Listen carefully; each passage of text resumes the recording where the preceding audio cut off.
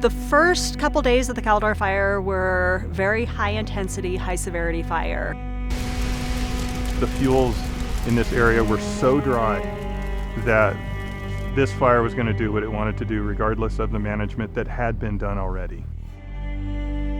And that resulted in a pretty large swath of forest loss and, of course, loss of the community of Grizzly Flats.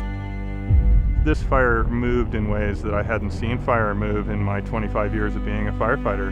It was throwing embers miles and miles ahead of itself. When the Caldor Fire came through, never thought we'd see a catastrophic loss to this degree. It came through and just devastated the resort.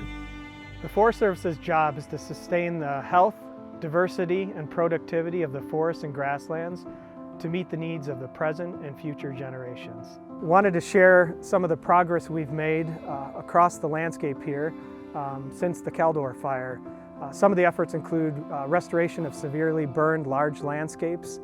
We've repaired critical infrastructure, and ultimately we're planning for a future where we prevent additional catastrophic wildfires.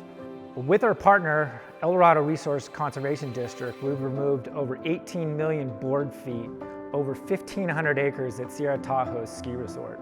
The fire had a devastating impact to the ski resort. Most of those hazard trees had been mitigated, and we will continue to mitigate into the future. Watching this work over the last 2 years has been just incredible, working with the Forest Service and the funding that we got and the support we got from our legislators and our government to help rebuild this valuable resource. Reopening this mountain and providing this resource back to the community in the state of California was something that was not negotiable. We are so thrilled this work is done. It's a new mountain. It might look a little different, but it's the same great place. The next generation of this mountain is going to be every bit as good as it's always been.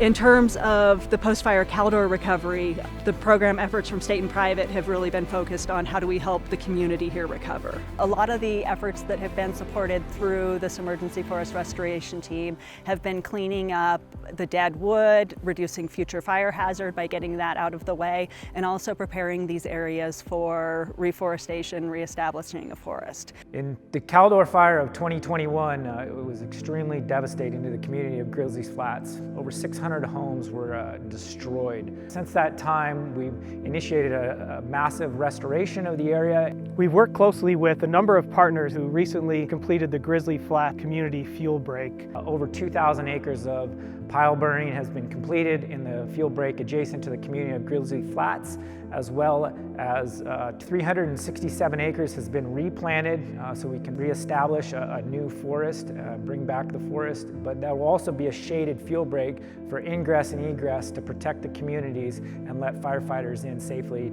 CAL FIRE is really well known for being the agency that comes in and fights the wildfire, but we also have a lot of other programs to help before and after the fire.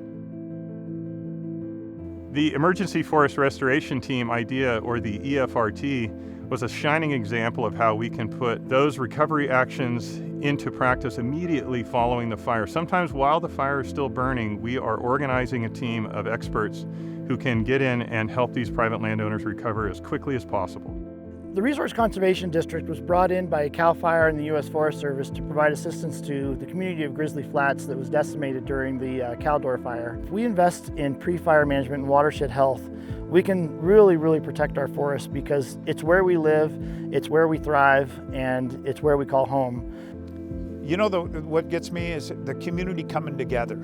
The community coming together as one and working together to solve these problems, and that's been a great thing.